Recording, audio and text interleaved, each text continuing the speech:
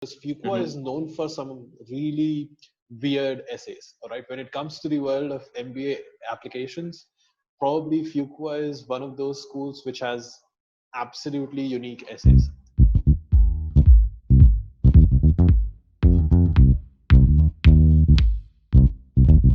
Hi everyone, this is Piyush Ranjan. I'm the founder and chief consultant of Management Masters, a boutique admissions consulting firm for the top MBA and MIM programs in the world. Now, today in our video series of interviews with some of the MBA candidates from some of the top business schools in the world, we have a very special guest, Aditya Singh, and he has graduated from Duke Fuqua, one of the best universities in the US. So, without any ado, let's start with Aditya. Aditya, could you give us a brief introduction about yourself before we proceed into the interview? Yeah, sure. So Piyush, I'm originally from Varanasi. That's where I grew up. I did my mechanical engineering from ITBHU, graduated in 2012, and thereafter I started working at Bharat Petroleum as an operations manager. I was with Bharat Petroleum for almost 4 years. I moved around quite a bit uh, across India in different cities. In 2016, I decided to move forward or take the next step in my career and decided, like you said, decided to join Duke University's Fuqua School of Business. Had an amazing experience, probably the best 2 years of my life. Graduated in 2018 and started working with Bain and Company in their Dallas office, and that's where I've been for last 2 years. That's absolutely amazing. I think the run that you have just explained, that's probably a dream run for a lot of Indian candidates. They want to go to the US, they want to go to schools such as Fuqua, and they, consulting is always one of the top choices for the candidates who are opting for an MBA. So I think we are going to have a really interesting chat today. I'm really looking forward to it. So before we go deeper into Mhm. the details, you're working at BPCL. It's a PSU, and you worked there for around 3 to 4 years. So, how did you realize that you actually wanted an MBA? You were doing pretty well as an operations manager, I believe. So, what led you to that decision that now you know, you should take that plunge and go in for an MBA? Right. That's a good question. And it was a process, Piyush. I think there were two elements to it. First of all, like when you're growing up in India, uh, you you from your childhood you are told that you need to get a master. And looking back, I think rightly so. Like if I had kids, I would tell them that hey, or like if I had mentees, I would tell them that hey, get masters. The reason is let me talk about my story. I was at Bharat Petroleum. I was doing operations work. I already had it in my mind that I wanted to do masters. It was just a question of when and what. Um, when I was still in ITBHU, I was exploring other options. Like, okay, what are all the options in terms of masters that I could pursue? I could get an MBA. I could do masters in mechanical engineering. I could go for masters in analytics or other similar courses. And I when I started working at Bharat Petroleum, that thought process was still continuing. And I my exposure at Petroleum was more towards business side. So like after spending like 1 or 2 years at Bharat Petroleum, I realized I was no longer an engineer. I was like far removed from that. So what made the most sense for me was an MBA. Now, what what was the trigger, or like what sort of complemented my thinking of doing an MBA was I I thought that my scope had like at Bharat Petroleum really narrowed down. I was doing operations work in the LPG bottling plant over and over again, the same things, and it's sort of become very monotonous.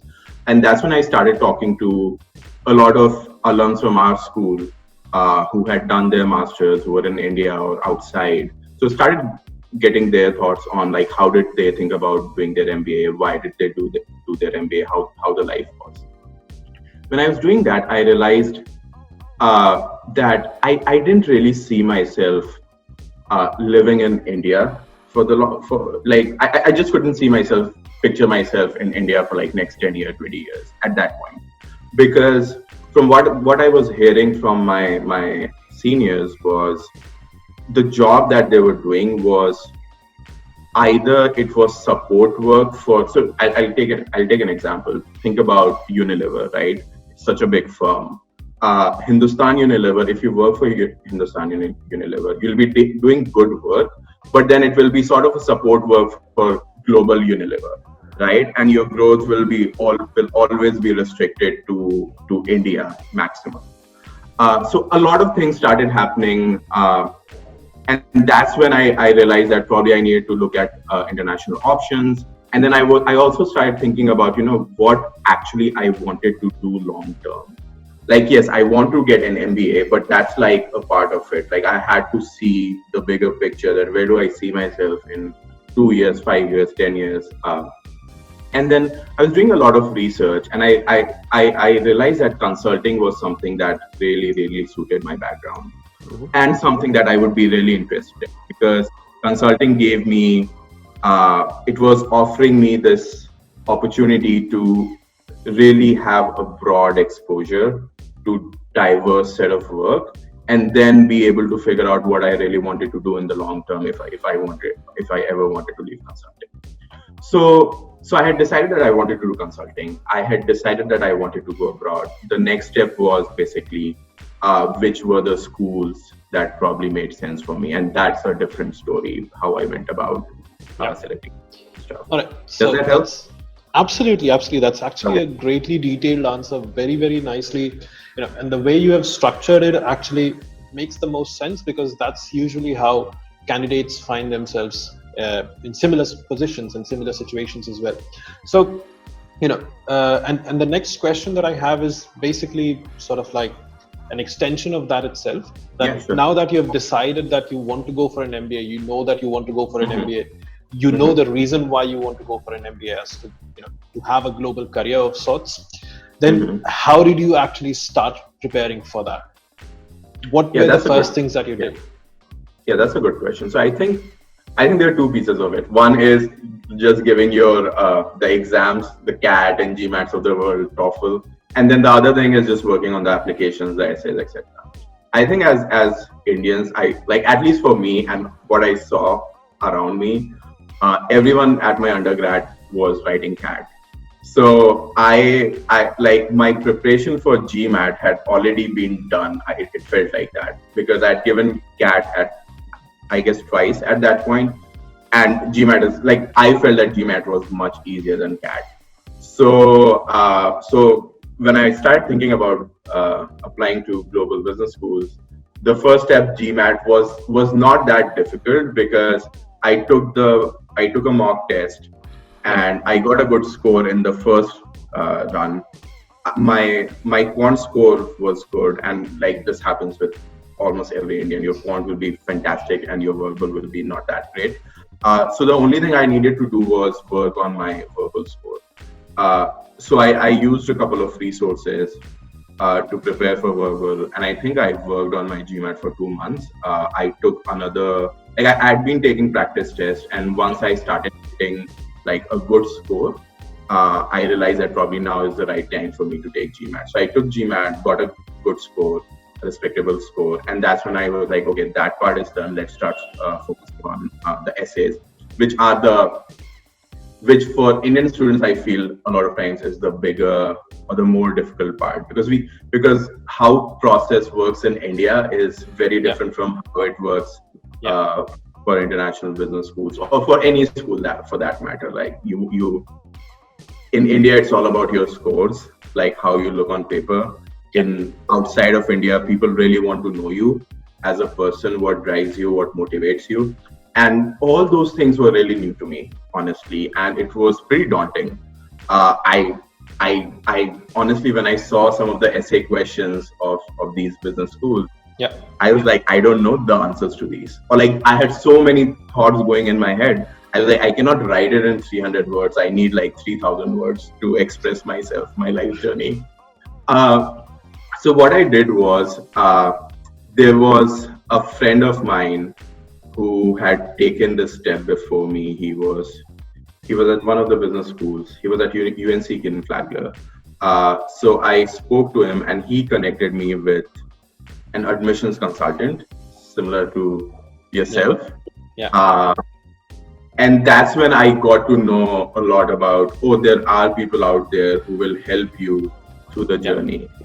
So I worked with this person who helped me through my essays, helped me write my essays, and there were like numerous iterations of my resume, of my essays, and even of my thought process, just the way I thought about things, right?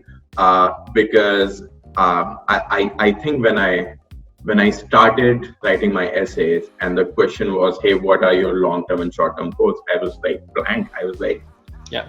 I know a little bit, like, yeah, I want to have a global career and I want to go into consulting for these reasons. But that wasn't enough, right? Like, where was that coming from? I had to sort of like introspect and come up with an answer that was that tied the entire story together. And it was, you know what, it was really, the whole process was really interesting for me because I didn't know, I myself didn't know until I introspected that these were actually the drivers of why I want to do an MBA, why I want to go abroad. Like, it's already there, but I never thought about those things, or I never felt that was important, right? Because for me, it was always, oh, how much is my GPA? How much is my GMAT score? What company have I worked for? Which undergrad did I go to? So working with a consultant really helped. And then after that, it's all history. I can elaborate more how I selected schools, or if you want, that would actually be great. That's actually the next question that I have. Okay, as to which schools did you actually end up applying to? Obviously, you got through FUCA, but then which other schools did you plan, and why did you choose those schools? Because the points that you actually touched upon, that and it's very similar for almost all the candidates that I talk to. That they know that they have a GPA, they have a certain GMAT score, and they have certain amount of work experience, and that's it. And they believe that when they're at the start of the journey, they believe that these are the only things which are actually important for them to apply. And everybody wants to apply to the top schools. Everybody wants to go to Harvard, Stanford, Wharton, without realizing whether they are actually fit for those schools in terms of quality fit or other criteria as well. So I think selecting colleges is obviously one of the most difficult and one of the most important steps of the entire process when you're going for an MBA. So absolutely, please go ahead. How did you choose, and which schools did you choose to apply for your MBA program? Okay, so I think like any other person in this world who applies to B school, or like, let me rephrase, I'm pretty sure almost 99% of the people who go through the B school application process have this set process where you select, you basically bucket your schools into 3 buckets. One is like something that's out of your reach, ambitious. Then one is where you are competitive, and the last bucket is your safe school. And I think that's the best strategy to go about selecting schools. I think everyone does it for a reason. So that's how I did it. So for me, the first bucket, the schools that I was, so that's how I was thinking about bucketing my schools. Now the question was, which were the right school for each of the buckets, right? And then again, like as you said, the first thought process was, the first thing that came to my mind, I was like, hey, like Harvard, obviously it should be in the top bucket. And at one point I remember I was thinking probably Harvard will be a school where I'll be competitive, right? But that didn't turn out to be true, unfortunately. But I'm still like, everything is fine, nothing's wrong. So when I started thinking about what schools would fit into what bucket, I think there were a lot of things that went into it. So one is obviously a school that you want to go into, but then again, as you mentioned, the fit element is a bigger thing. When I was selecting schools for all the 3 buckets, the couple of things that I wanted to see was, first of all, because I knew I wanted to do consulting, that school needed to be strong in consulting. So that was one thing. The second thing was, which was not very important, but like a lot of people told me that you should consider, was just the culture of the school. Not going very deep into culture, but a lot, like there's a very broad distinction that you can draw. There are some schools that have very competitive culture, and there are some schools that have a very collegial, collaborative culture. Yeah. And when I was thinking about school, so what I started doing was again reaching out to a lot of alums or like people in my network who I knew had been through the process, to talk to them, and also taking help of my admissions consultant. He was also connecting me with a lot of folks. So I was talking to the people, analyzing what their process was and like what did they mean by a collaborative school versus a competitive school and why it was important. The thing was that as an international student who had no family in the US, who had never been exposed to or who had never stepped out of India, it was very important to have a support system. That's what I heard at that time. So a lot of people told me that it will be easier for me to be in a collaborative environment where people will come and support me, as opposed to where everyone is on their own. So that was a very important piece for me when I was deciding for business schools. The other piece was just looking at the statistics. So there are some schools that are where IITs are known to be feeder schools. There are some schools where like engineers are not that preferred. Like there's a lot of things that happen, right? Yep. Multiple ways. But eventually I ended up, I think in my top bucket, like the ambitious school was Kellogg, because it's known to have collaborative culture. Yeah. Second was Booth, even though it's not very collaborative. Booth, like IITs are like big feeder schools to Booth, and also the average work experience is on the lower end.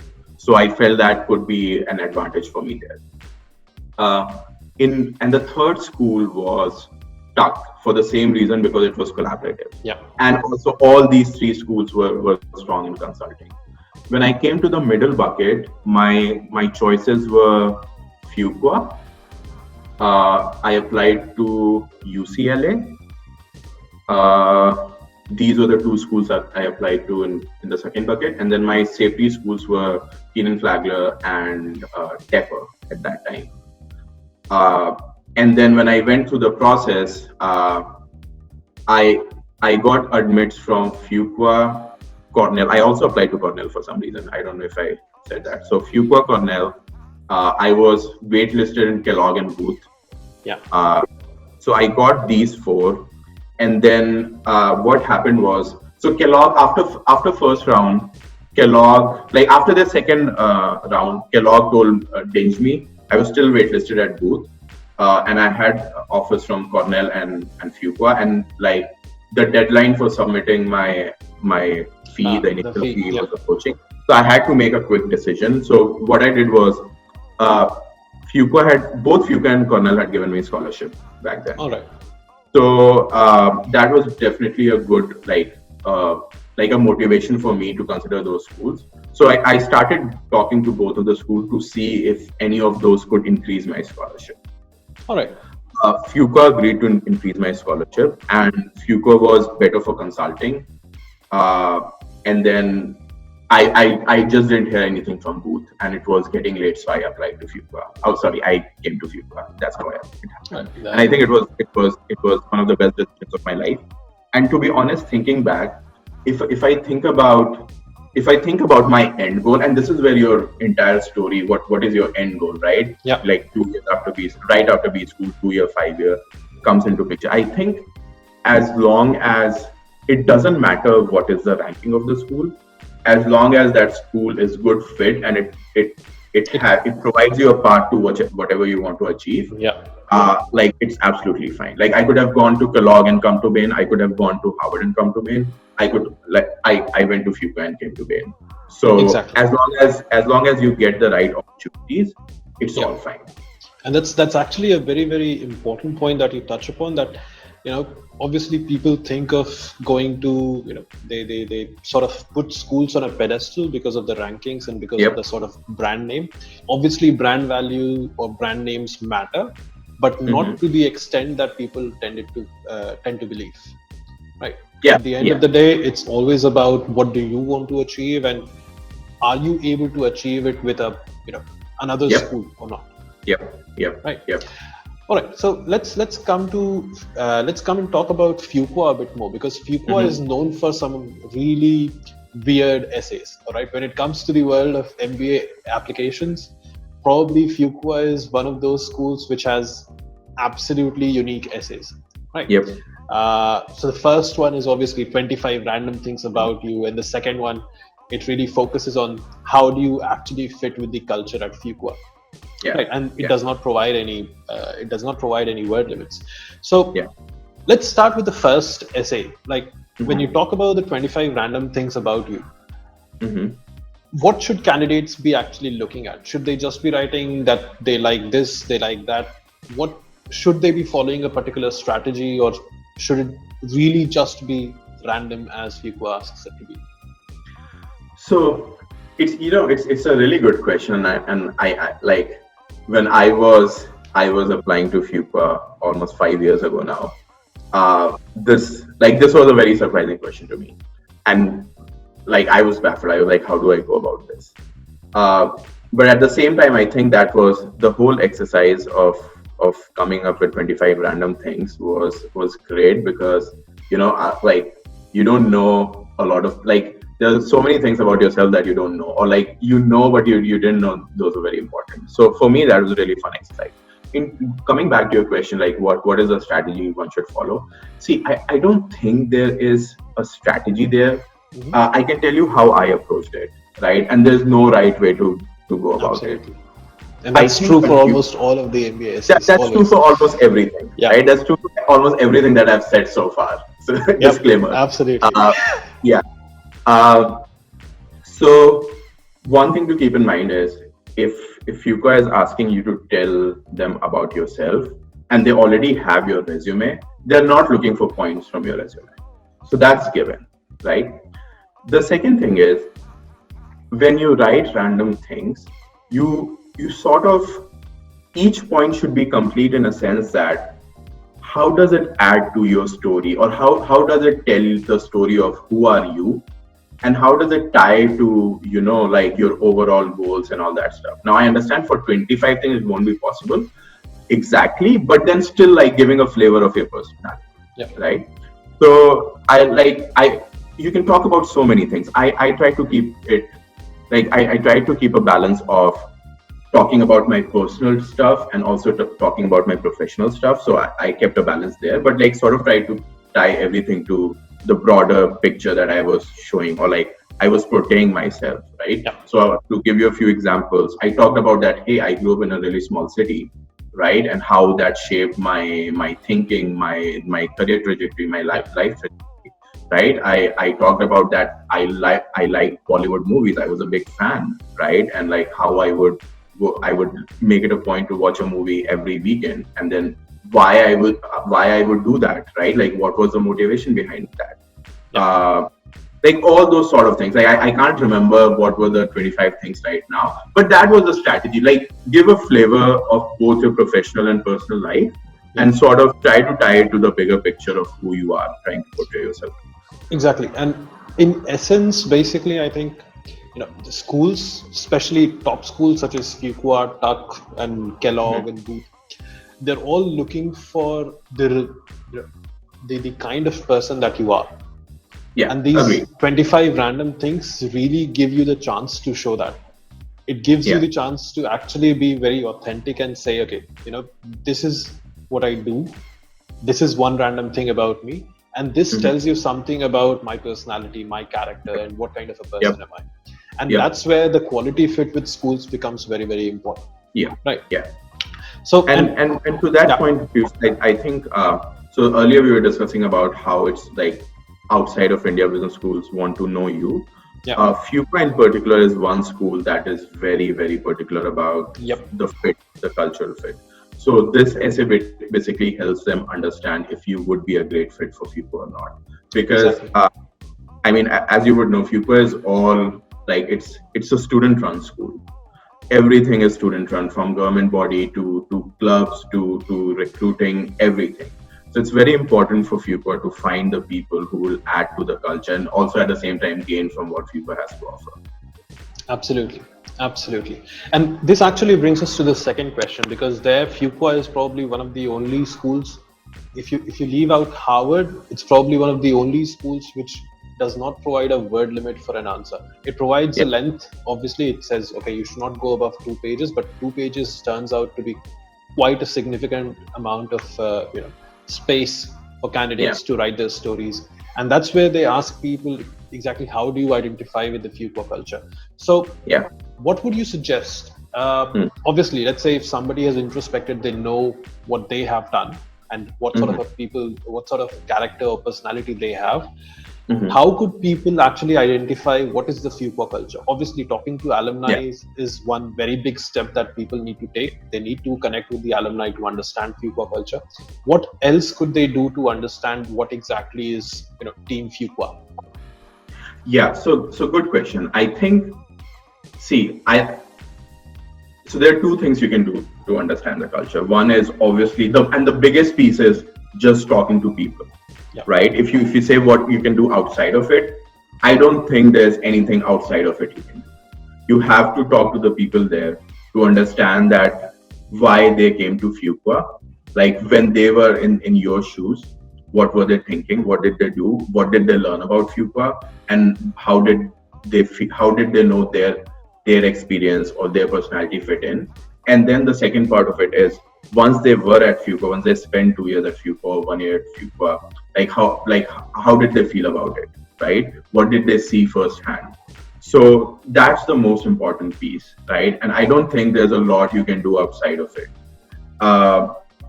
The only other thing that comes to my mind, and it's pretty difficult for international students or folks sitting in India, is to actually go to Fuqua and take a tour and get see from your eyes what's happening. A lot of people living in the US or some international students who are able to do that, I think it's very valuable for them to understand, because once you come to Fuqua, you can take a class with a professor, you can talk to multiple people, there are multiple events where you get exposed to so many people, you get a first-hand insight of what happens in day-to-day life, right? At Fuqua we have a big party. I wouldn't say a big party culture, but we like to celebrate, right? We have something called, there's a bar nearby. It's called Tavern, and at Fuqua there's this culture of Tavern Tuesday. So every Tuesday, entire Fuqua is at Tavern, right? And then there's a nightclub. I shouldn't call it a nightclub, but a club. It's called Shooters. On Fridays, entire Fuqua is at Shooters partying, right? So you get to see that firsthand.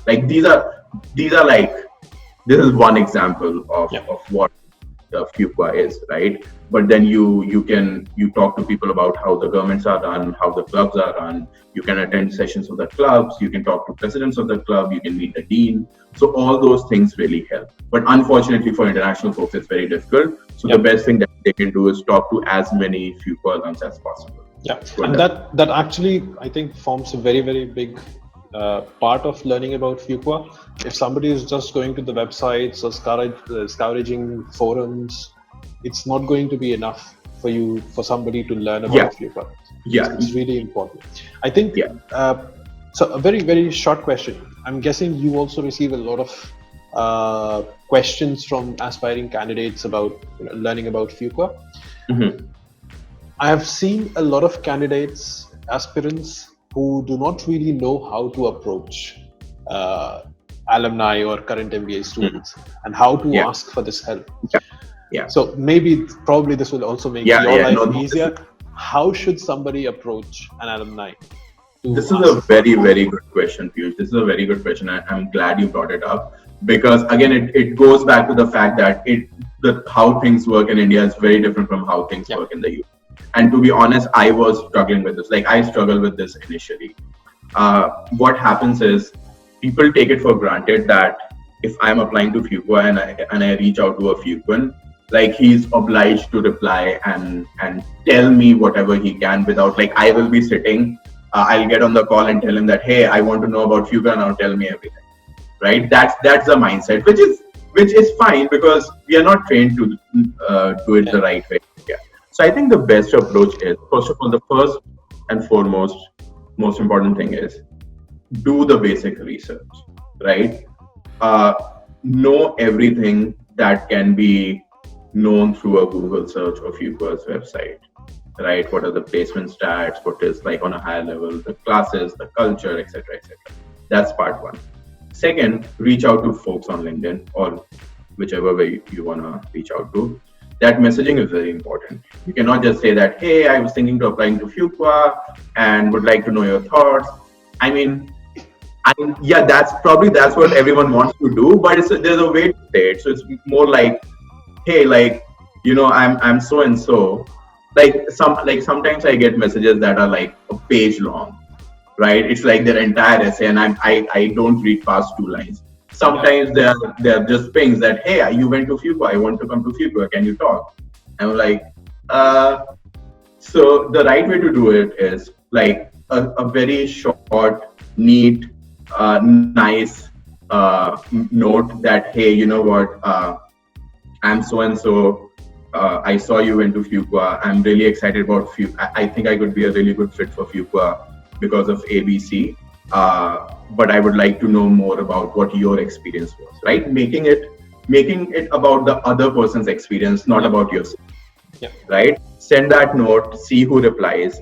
Once you get on a call, obviously do your homework first. Like, don't ask that what were the placement stats, right? You can literally look at the website, or don't ask what's the average work experience. Like, do your basic for where Fuqua is situated. Don't ask that. I've been asked that question. So when you get on the call, make it about the other person's experience. Ask about their experience, right? And be very structured with your questions, because the people who are at Fuqua or like even have graduated, at this point they would be having a crazy life, right? Like you would know, Piyush, like we learned to live on calendar, right? Like there was no calendar, like you wouldn't survive. No. Right? Absolutely. I think that was the first thing that I learned once I went for my master's in Switzerland. I think that was the first thing I learned. Acha, I cannot live without my calendar anymore. Yeah, like, everything needs to be on the calendar. Yeah. Like there's so many things happening that you just cannot keep track of everything. Yeah. And it's so funny. Like when I started Fuqua, I was like, oh, I don't need a calendar. I'll just use my notebook and put down everything. And then I made like a couple of blunders. I missed classes. I missed events, and I'm like, dude, like this is not working. So I had to like do the most respected way, use a calendar. But anyway, we digressed. The point is, people are really busy. They are not obliged to answer your questions or like talk to you, but they are doing it because they feel for you, because they have been through the process, right? And they want to pay it forward. So be respectful of that. Exactly. Right? When you reach out and you schedule a time, like ask for like, hey, like when will you be available, or like what's your availability like in the next couple of weeks, right? And then once you align on a time, follow up with a calendar invite to make that person's life easier, right? Now, when you get on a call, do your basic home research. Make a list of questions that you want to ask. It's not that difficult. No, exactly. Like the very basic questions that you want to know: that how was your experience? How did you approach application? How's the culture at Fuqua? Like talk about this club, that club. What I have seen from personal experience, a lot of times people are not prepared with questions. They're like, just tell me about Fuqua. They think that I know what they want to know and they want me to speak. That's not how it works. Like, see, to some extent, I know what they want to know, but then every person is different, right? I don't know which part of journey they are in, right? Are they just talking to me to tick a box that I spoke to someone at Fuqua, or are they really trying to get to know me, right? Yeah. So all those things are important. And it shows, the way you talk, it shows, and it changes my answer. If I see you're not prepared, my answers, like I'll probably not be invested that much in giving you like the right answers. Probably my mind will be somewhere else. Versus I've spoken to people who have been very well prepared. I've been super impressed by them, and I've gone to an extent that, hey, if you need a referral, let me know. It will save $250 for you, right? So you need to be prepared. You need to be structured. Go one question by one question. Don't say that, hey, I wanted to ask you these 5 questions and say all the 5 questions up front, and I'm like, okay, where do I start? Right? Start with 1 question, 2 question, 3 question, three. Okay, now question 4, and also have a pitch prepared, right, about yourself, which and make it 2 minute, please. Like, don't have a 30-minute pitch or don't have a 30-second pitch, right? There are people I ask, and it's important for the person who's answering your questions, right? Like, if someone reaches out to me and I'm answering his questions, I need to understand what his background is so that I can have more targeted answers, right? If a person who has done commerce and works for, say, I don't know, McKinsey reaches out as an analyst versus a person who's a mechanical engineer who has worked with Bharat Petroleum reaches out, my answers will be slightly different in terms of how I advise them how to approach the process, right? So it's important for me to know. I've seen stories where people just start talking about their work. So I work at XYZ company. I've done this and that and this project and details of project and all that stuff. I don't need to know that. I just need an overall view of your entire journey, right? Where did you where did you grow up? Where did you do your undergrad, right? Why did you choose the company that you chose? And why are you trying to do an MBA? That's it. That's all I want to know. So make it 2 minutes. And then, as I said, just go step by step, one question after another. And it's easy. It's not that difficult. You would know, and I'm sure you would help others to know that. I think that's one part where we really advise our candidates, how they should prepare and how they should actually go ahead and talk to alumni and how should they actually approach alumni and admission committee members, and what sort of questions should they be asking, what sort of homework should they be doing beforehand. So, all these points are very relevant, and I think what I'm going to do after the interview is over is we are going to create a separate video of just this particular section and post it separately. I think this is going to make your life much easier. For sure. Well, to be honest, like, full disclosure, so typically anyway, we don't need to talk about it. Just cut this, edit this, All right. Well, I was gonna say that I don't respond. So typically what happens is, like, once you are into consulting, you typically entertain the people who are at Fuqua. So your role changes, right? It's basically the people at Fuqua who are right now at Fuqua help the prospectives. Yeah. So anyway, to make the people who are at Fuqua make their life easier by sharing this. Exactly. All right. So just a very, I think this has been a great conversation. What I would like to end this with is maybe a small purview of how your life has been after Fuqua. Obviously, you got into Bain, you got through your sort of a dream role. You wanted to be a consultant. You're working at one of the best consulting companies in the world. So how has it been for you since graduating from Fuqua? And what would your, let's say, 1 or 2 tips for aspirants would be? Graduating from Fuqua, it's been amazing. I was fortunate enough to land a job with my dream company. Last 2 years have been amazing in the sense that there are 2 aspects of it, right? First is just my work life. And the second is, like, just in general, how has Fuqua equipped me for life outside of Fuqua, right? I think my business school prepared me really well to tackle the corporate world, gave me all the right toolkits. So that's why I've been, like, able to not survive, but I would say I'm thriving. In terms of these small things that we're talking about, right? Like living on calendar, or like all the classes that I've taken, all the team assignments that I've taken, all those, now I can see how they translate into, or how they were relevant to what I was doing, even though they're not a big part of what I'm doing, but all those things they help make life easier. Yeah. In terms of, my life outside of Fuqua is now all Bain, right? It's all consulting. It's all Bain. Like, I could talk about Bain if you want. I could talk about consulting, but like, it's been great, man. It's been really great. I think I got what I wanted.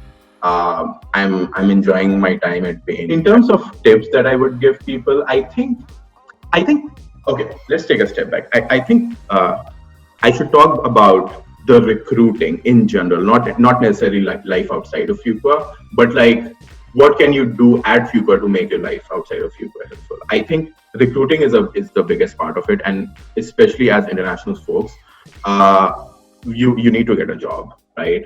And the truth is, you will be at a disadvantage just in terms of the opportunities that are open to you, because you are an international, because of visa issues, right? There's nothing you can do about it. Yeah. And when you made that decision to come to the US or any other country, probably you knew how the visa situation would be. So I'm assuming that it would not come as a surprise. I think as international students, it's very important when you're thinking about jobs, have a plan A and plan B, very similar to how you applied to business schools, right? You had safe, top company, top schools, and medium and safe. I think that's how you should approach recruiting at whichever business school you go to. Like, have your top target companies, have your backup companies, and it could be a mix of like, I want my top companies are say McKinsey, BCG, Bain, and I only want to do consulting. So my safe companies are probably the smaller consulting companies like PwC, Deloitte, LEK. Or you can be like, hey, my top companies are McKinsey, BCG, Bain, but my safe house is probably Amazon because I've done operations and all that stuff. So having that approach really helps. One thing important to know is whatever you write in your essay, people will not hold you accountable for that in terms of what you're recruiting. It's important why you write those essays, those long-term, short-term goals. It's important for schools to know that you have a plan, right? Yep. It doesn't necessarily mean that you have to stick to the plan once you go to the business school. In fact, if anything, schools encourage you to have options B as your backup plan, because recruiting is recruiting, right? Yep. There's so many variables you cannot control. So just having a very structured and thoughtful approach to recruiting will eventually lead to a better life after Fuqua. That's what I would say. Absolutely.